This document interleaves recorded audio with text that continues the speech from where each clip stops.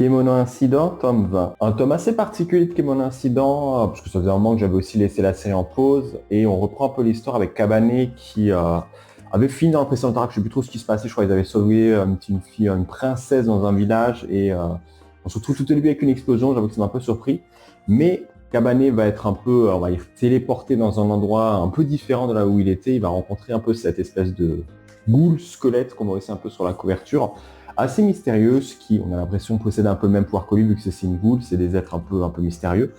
Il va retrouver les personnages, alors, pas forcément dire qui c'est, mais qu'il est censé un petit peu connaître quand même. On voit, dans celui, il y a des, il se passe des éléments un peu étranges, et il se trouve plus forcément au Japon.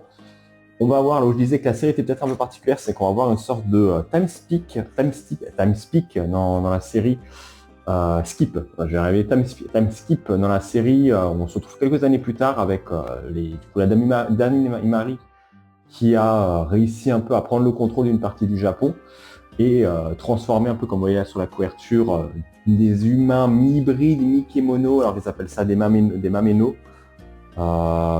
qui sont voilà, des sortes d'humains avec des pouvoirs de kémono, mais en même temps c'est un peu bizarre. J'avoue que la forme est un peu bizarre, on ne sait pas forcément trop exactement ce que c'est et ce que ça représente non plus.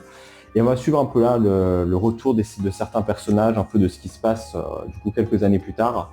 Ce que sont devenus les personnages, ce qu'a fait Kabane aussi pendant tout ce temps, où il n'était pas forcément non plus sur Terre, et ce que les autres personnages aussi un peu fait pour essayer de maintenir la situation.